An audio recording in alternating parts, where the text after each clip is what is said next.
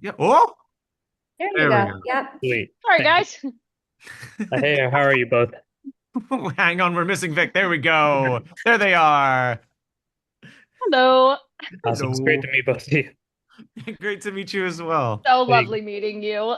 I'm a huge fan of the show, Pony. It was a pleasant surprise to start the year. So I wanted to get started with like when you guys first got the scripts, what were your sort of reaction to your characters and sort of the overall plot line? Did you know all the twists and turns going into it, or did that come as you started shooting?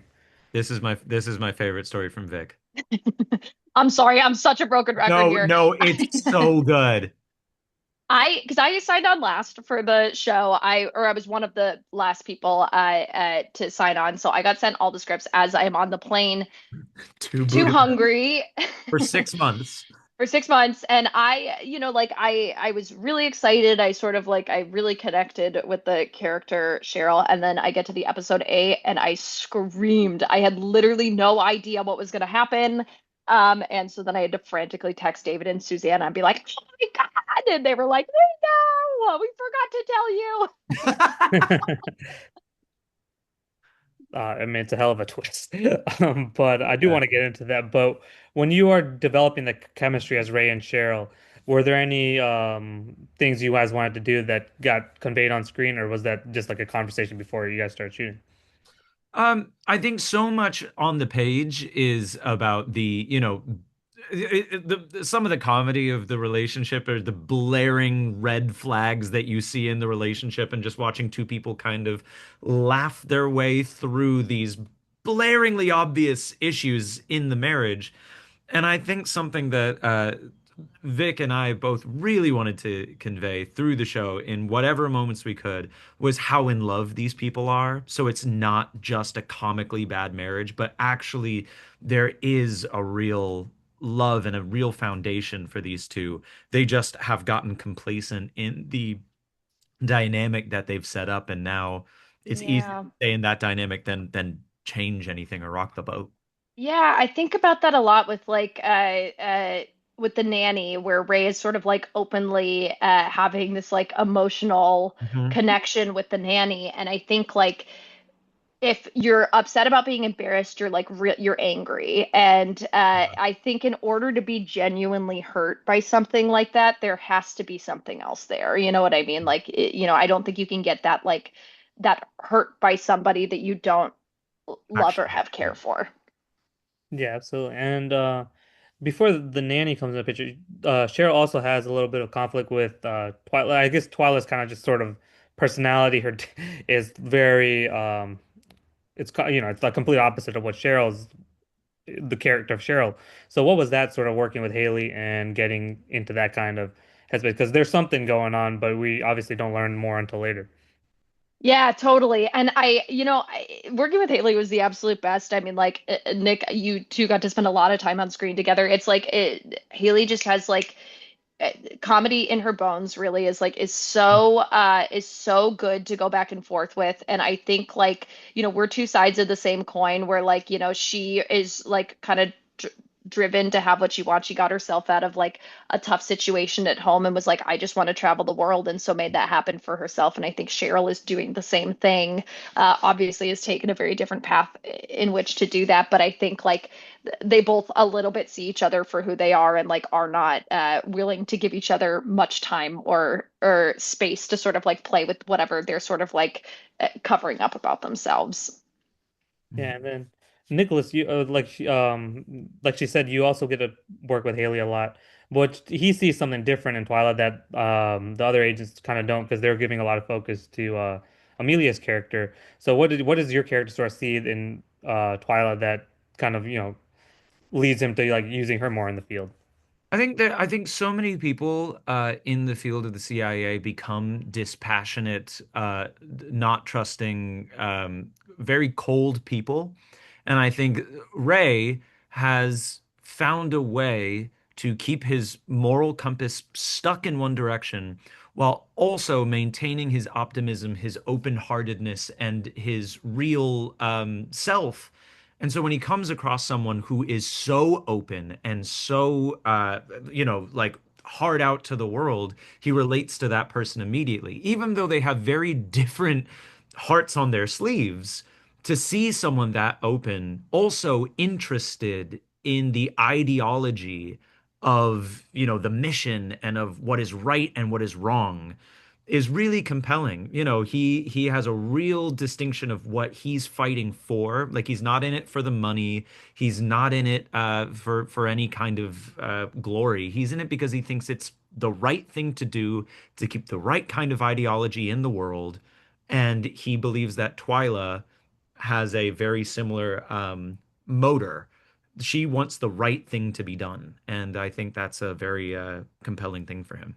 Yeah, it's cool to see that relationship sort of develop throughout the season. And then, Vic, when your character's very put together at the start of the season, and then you start to see cracks form, and then obviously we figure out why in episode 8. But when the babysitter, the nanny comes on, what kind of sets are because is the relationship with Ray like how much is built on love and how much is just like things does she feel like the walls sort of caving in almost? I think it's both. It is all of a sudden now her personal mission is a lot harder. I think both of those things exist at the same time. I think like that is the initial gut reaction and also the practical reason. And then I think like in those cracks that have formed seeps in this thing of like on top of that, my husband likes her. Like, you have to be kidding me. Like, it is, I'm very fortunate that, in conversations with David and Susanna, they're both sort of like, Cheryl is a very ego-driven person. And I think in the same way that Ray falls back on a lot of the things that are comfortable, I think Cheryl has always been the most put together person in the room, spends the most time on her hair, the most money on her clothes. And I think this idea that like she can't buy or guarantee Ray's affections, and that like there might be something more, somebody else that could draw him away, I think is maybe a final nail. Even though Cheryl obviously is like doing all these things that are much more fracturing to a relationship. It just is, I don't know, it's very interesting. Mm, yeah, absolutely. And Nick, when you, because throughout the season you see like there's so many like there's bugs everywhere. You're always suspicious of everyone, but then you do see the blind spot with Cheryl, obviously, and also with some of the people close to him. He has more of a blind spot with than say some of the like the people that are on the peripheral. So, what kind of mindset did you see? Like, why does Ray have such a blind spot sometimes? Well, he's really good at his job. I mean, he's really good at the analytics about gathering information, about providing that information for the right people, being there right on time when he needs to be. He's punctual. But he has a real distinction, and this is how he survived between his career and his life. And those two will never mix. And the idea that not only someone in his life, but also someone who he has committed his entire soul to would I mean, let alone betray him, just even be in the same kind of sphere of his career. Not that she can't, just that that doesn't cross his mind. He's so stuck in the ways that have got him this far that I think it'll be interesting to see how he reacts to all this information. Well, Yeah, I'm like, I think they both think that they are holding up their end of the bargain still. Cheryl is Of still like, course. I'm still dressing up and I'm still in my outfits and I'm still showing up. And Ray is like, I've never physically cheated on you. And it's just Yeah. like, Yeah. I I don't don't even know. I don't even know if Ray would I think Ray is in such a mental hopscotch kind of loop that he probably doesn't even know that he's emotionally cheating on Cheryl. I think I think No, of I course think it's not. just wanting to do the best for everybody. But of course, from an outsider's perspective, you see what's happening to him. But inside his brain, which is incredibly compartmentalized, yeah, that'll create a lot of blind spots. yeah, yeah. And Vic, when you're like like we can talk about the twist because that, but when you read the twist, you obviously had that reaction. But then were there like hints throughout the season since you knew about it going in? Are there things like subtle things that fans can go back and rewatch and maybe the twist you don't see it like I mean it's not as big of a twist or is there like Easter eggs that you remember like slipping in there like little stairs or anything?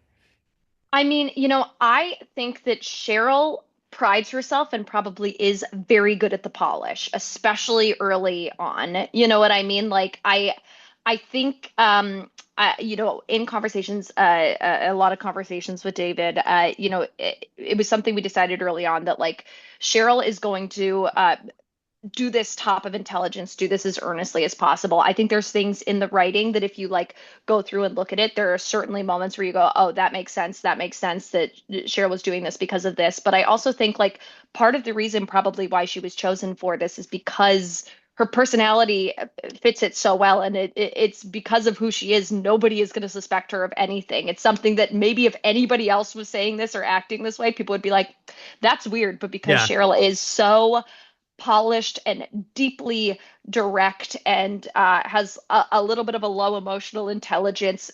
Absolutely everybody's just going, oh, that's just Cheryl. There's like absolutely nothing. Like, I don't know, like if you were to sort of on paper, I think, look at this in a situation today, you'd be like, Cheryl probably had something to do with that, but because of the time period and Cheryl's station within the organization, being like a secretary, people just had absolutely no clue. Yeah, yeah. And Nick, you get this really great car chase early in the season that comes back. Oh, It plays back later in the season when they use ah! it in the finale. So, like, what was it kind of getting to shoot that, learning that? How much were you behind the wheel, or what was that sort of Oh, whole? I was so excited, man. It was the last thing I shot. That was like my last day was the interior shots of the car. They taught me how to drive that car. And then they were like, "You know what? A stunt guy probably knows how to do this better." I said, "No." But yeah, it wasn't Yeah. on the actual streets, it wasn't me. And when it is me on the actual streets, I'm being towed by a very slow truck.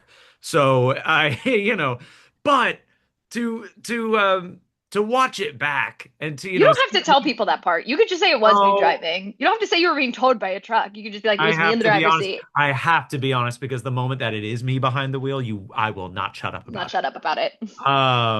No, it was really cool to read that and be like, oh, I'm gonna do that. You get these little moments as an actor where you get to live out your little Clint Eastwood dreams and you're like, hey, yeah, that's cool. Yeah, no, it's an awesome scene, and I don't want to keep you guys too long, but what was it sort of? You guys said you shot in Hungary, so what was that sort of experience? Just getting, did that help just get into character a little more? That Cold War sort of just being in the ambiance, I guess, of the setting. I don't know about you, Nick, but it was the oldest place I've ever spent that much time. You know what I mean? Like it just was, you really feel like you step into the history of the place. You know what I mean? Especially once you're in the costumes and some of the locations that we shot at where you're literally walking through an abandoned building and then you get into like the most beautifully dressed room with these like square, like these like cube ceilings that's like from the 50s that just like got sealed up and hadn't been touched until they found it location scouting and then dressed the whole thing and then we're in our costumes. It really was transportative. Transportative. Hmm. It was transportative. It was We were transportative. Yeah. transportative. It was this great thing of just, from the first moment we started shooting, like the first scene we shot was the Christmas par or the first scene I shot was the Christmas party. And I walked in my outfit and I just didn't realize how huge of a character the USSR in the 1970s was going to play in this show because you read it on paper and you go, right, the plot, the characters, this is great. But oh my God, the fact that they shot it in a 4:3 aspect ratio is massive to the show's aesthetic, and it's an entire character in and of itself, and it just aids the energy that I think we're going for and the sheer fun of it is really reflected in that aesthetic. And yeah, Hungary and Budapest especially has such a respect to its own history and to its own, revolutionary impulses that is so cool to be filming there. That's an incredible point too, because we also like worked with people who were alive and in school during that time period. And During so the like USSR, yeah. yeah, so even as they're like prepping us to go into the scenes, we're like hearing the stories of what it was like living through that time period. And it was really hard not to be, affected by the weight of that. Oh, so cool. Yeah, Yeah. man, the show is just so good. I mean, the drama, the comedy is good, but the drama, I mean, it just gets so intense in the finale. I can't wait for season two, and I'm looking forward to seeing Oh, the voice cast thank again. you. Thank you. Thank you. Really appreciate that. But thank you guys so much for your time. I really appreciate it. This Thank you was a so much. blast. Thank you so much for taking the time today. It's my pleasure. Thank you. Thank you, Devin. Thank you so much, Rohan.